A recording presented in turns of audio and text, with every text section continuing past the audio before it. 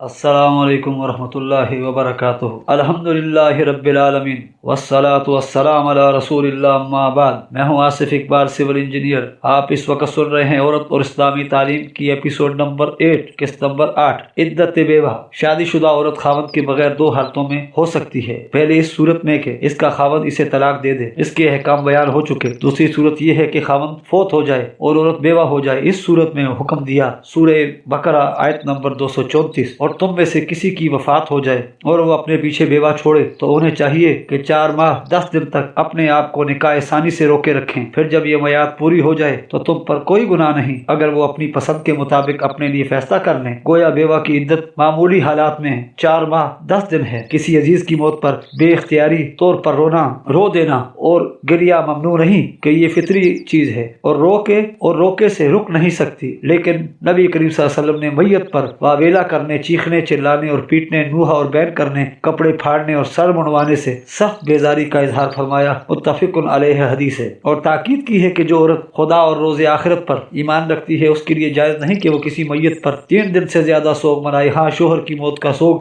4 ماہ 10 دن تک کیا جا سکتا ہے۔ متفق علیہ۔ دراصل 4 ماہ 10 دن مطلقہ کی 6 ماہی عدت سے زیادہ رکھا تھا، اس لیے رکھا تاکہ اس سے رشتہ نکاح کا احترام واضح ہو۔ جاہلیت میں اگر کسی کا خاوند فوت ہو جاتا تو وہ تنگ و تاریک کوٹھڑی میں چلی جاتی اور بدترین سڑے بھسے کپڑے پہن لیتی، نہ خوشبو استعمال کر سکتی تھی نہ کوئی اور چیز، یہاں تک کہ اسی طرح پورا 1 سال گزر جاتا۔ جب سال ختم ہو جاتا تو اس کے پاس کوئی جانور، بکری، گدھا یا پرندہ لایا جاتا، وہ اس جانور سے اپنے جسم یا شرمگاہ کو مس کرتی تھی۔ اس کے بعد وہ اس کال کوٹھڑی سے باہر نکلتی اور اسے ایک مینگنی دی جاتی، وہ یہ مینگنی مکان کے باہر پھینک دیتی۔ اس کے بعد وہ جو کچھ چاہتی کرتی اور خوشبو وغیرہ لگا سکتی تھی۔ متفق علیہ حدیث ہے۔ اسلام نے جاہلیت کی ان تمام لغو رسموں کو ختم کر دیا، البتہ یہ ضرور کہا کہ عدت کے ایام میں عورت نہ سرما لگائے، نہ خوشبو استعمال کرے، نہ کوئی بناؤ سنگار کرے۔ صحیح بخاری کتاب الحیض۔ کیونکہ عدت کے اختتام تک وہ نکاح ثانی تو کر نہیں سکتی، بلکہ سوگ کے ایام میں یہ مناسب بھی ہے۔ ہاں، اس بات کی ممانعت نہیں کہ وہ عدت کے دنوں میں کسی ضرورت سے گھر سے باہر جائے۔ اگر وہ کسی ضروری کام سے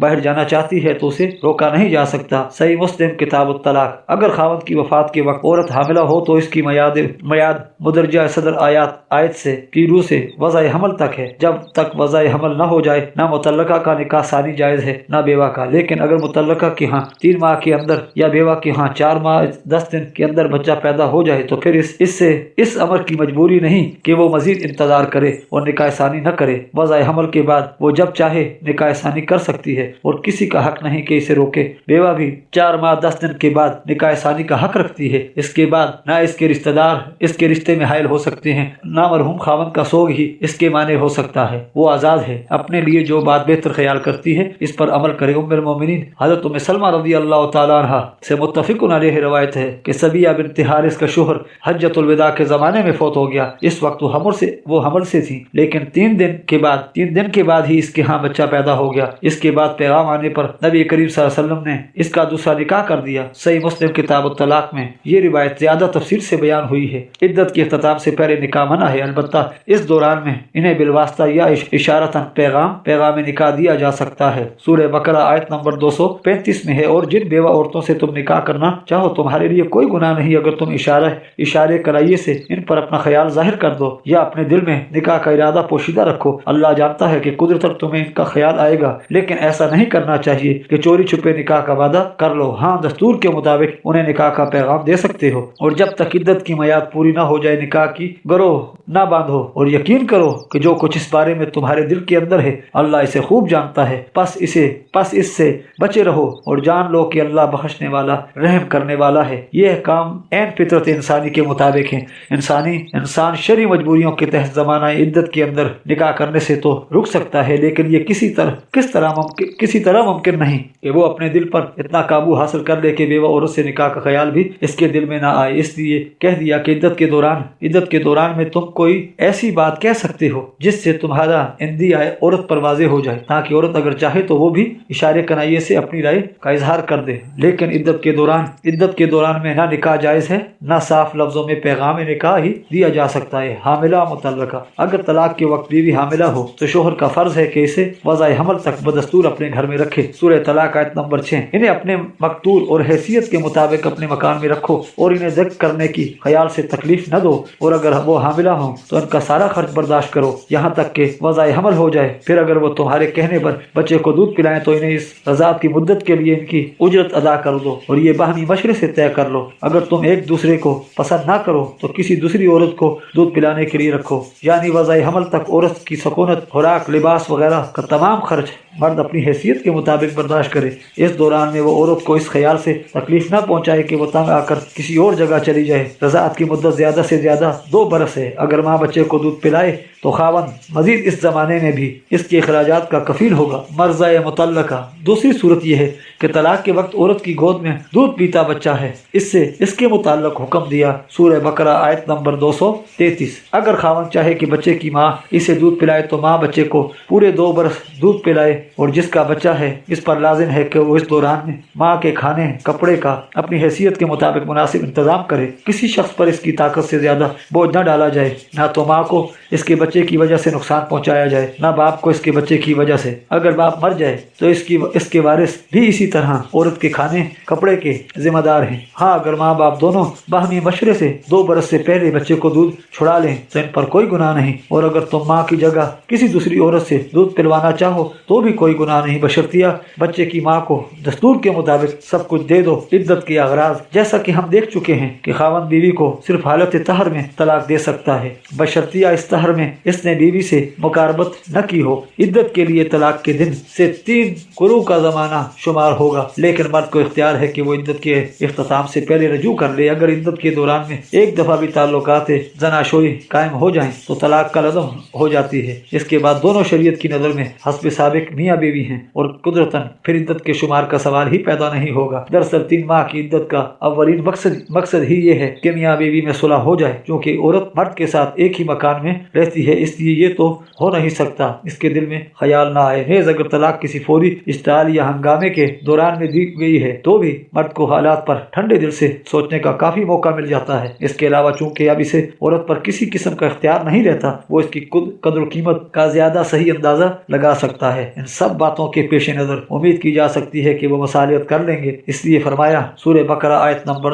228، اور اگر ان کے شوہر عدت کے مقررہ زمانے کے اندر اصلاح حال کر لیں تو متعلقہ عورتوں کو اپنی زوجیت میں واپس لینے کا انہیں زیادہ حق ہے۔ جہاں اس آیت سے یہ ثابت ہوتا ہے کہ اگر خاوند طلاق دے دے تو عدت کے اختتام سے پہلے وہ رجوع کر سکتا ہے، وہیں اس سے ایک اور بات بھی ثابت ہوتی ہے کہ ایک دفعہ کہی ہوئی طلاق بھی عدت کے پورا ہو جانے کے بعد دونوں میں علیحدگی کرا دینے کے لیے کافی ہے، یعنی اگر مرد عدت ختم ہونے سے پہلے رجوع نہ کر لے تو اس کے بعد وہ عورت آزاد ہے اور جہاں چاہے نکاح ثانی کر سکتی ہے۔ نمبر 2، عدت کا دوسرا مقصد نسب کی حفاظت ہے۔ ممکن ہے کہ طلاق کے وقت عورت کو صرف چند دن کا حمل ہو، اگر اسے فوراً دوسری جگہ نکاح کر لینے کی اجازت ہوتی تو اولاد سے متعلق یہ فیصلہ کرنا مشکل ہو جاتا کہ یہ کس خاوند سے ہے، بخلاف اس کے اگر عورت 3 ماہ تک نکاح نہ کرے تو حمل کے آثار نمایاں ہو جائیں گے، کیونکہ طبی لحاظ سے یہ ممکن ہے کہ ایام کے زمانے میں پہلے 2-1 ماہ تھوڑا بہت خون بھی آتا رہے اور عورت حمل سے بھی ہو، جیسے حیض کا بند ہو جانا حمل کا قطعی ثبوت نہیں ہے۔ اسی طرح خون کا جاری ہونا بھی حمل کے قطعی مخالف شہادت نہیں، لیکن چونکہ عام طور پر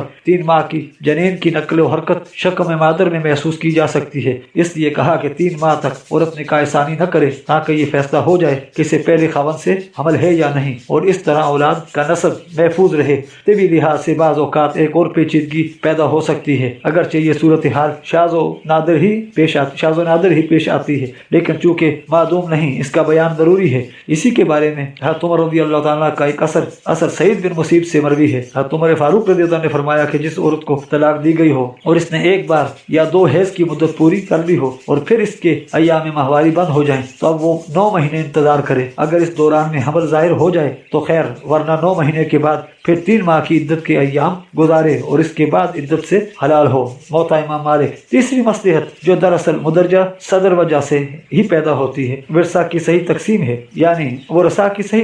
یعنی یہ معلوم ہو جائے کہ بچہ کون سے خاوند کا وارث ہوگا۔ نمبر 4، इद्दत की एक और गर्ज ये भी है कि मुतल्लका औरत को बेजा तकलीफ न हो। अगर तलाक के साथ ही खावंद औरत को घर से निकाल देने का मजाज होता तो वो बेचारी एक मुसीबत में मुब्तला हो जाती। न सिर्फ वो बेघर ही होती बल्कि इसे दूसरी जगह निकाह करने में भी वक्त दिक्कत पेश आती, क्योंकि इस तरह इसके अखलाक से मुताल्लिक शुबहात पैदा हो सकते थे। इसलिए हुक्म दिया कि इद्दत का पूरा ज़माना इसे अपने घर में रखो और अपनी हैसियत के मुताबिक इसे खुराक लिबास वगैरह मुहैया करते रहो। अगर औरत को घर में रहने की इजाज़त मिल गई तो जाहिर है कि लोगों को यकीन हो जाएगा कि इसके चाल चलन में किसी किस्म का नक्स नहीं। इस दौरान में वो किसी दूसरी जगह निकाह के मसले पर सोच विचार कर सकती है। तलाक दो हैं। बाद की ना तो खावंद ऐसा करते कि एक दफ़ा तलाक दे दी और इद्दत के दौरान में रजू कर दिया। पहली तलाक के बातिन हो जाने की वजह से इद्दत का शुमार खत्म हो जाता। कुछ अरसा तक करके फिर तलाक दे दी और फिर इद्दत में रजू कर लिया। इस तरह वो बार बार तलाक देते और रजू कर लेते। इससे औरत बेचारी हमेशा लटकी रहती और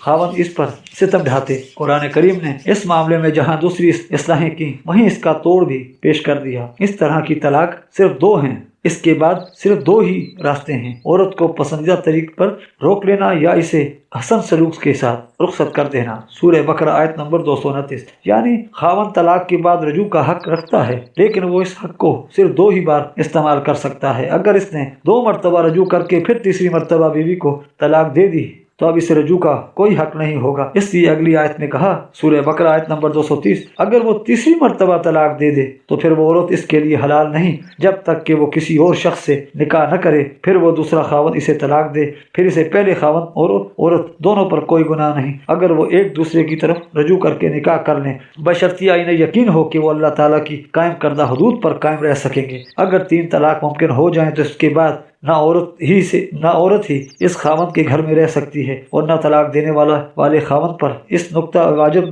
नुक्ता वाजिब है, इसका नफका वाजिब है। क्योंकि पहली 2 तलाकों की सूरत में जब खावंद को हुक्म दिया था कि औरत को घर से ना निकालो और इसके नफके का इंतजाम करो, तो इससे मकसूद ये था कि मुमकिन है इद्दत के दौरान इन दोनों में मफाहमत हो जाए और वो रजू कर लें। लेकिन चूंकि तीसरी दफा तलाक दे देने की सूरत में वो रजू कर ही नहीं सकते, इसलिए कोई वजह नहीं कि अब औरत को पहले शोहर के घर में बंद रखा जाए।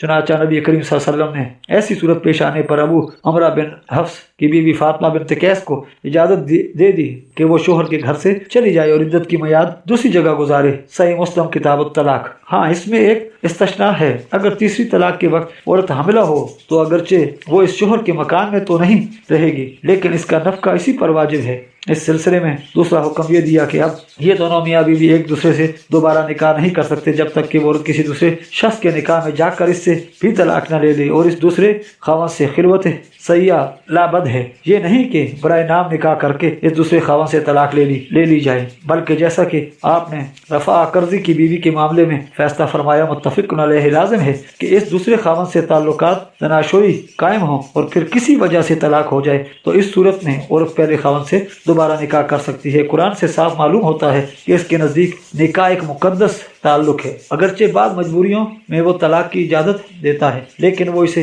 हंसी खेल का मकाम नहीं बनाना चाहता। वो चाहता है कि अगर खुदावंद ने किसी फौरी इश्तियाल के तहत या बीवी ही के किसी नक्स की वजह से इसको तलाक दे दी है और अब वो दोनों इस पर पशिमान हैं तो इसे रजू करने के लिए हर तरह की आसानी मुहैया की जाए। लेकिन अगर इसने 2 दफ़ा के मौके से फ़ायदा नहीं उठाया तो तीसरी मरतबा रजू करने की इजाज़त न दी जाएगी। खावंद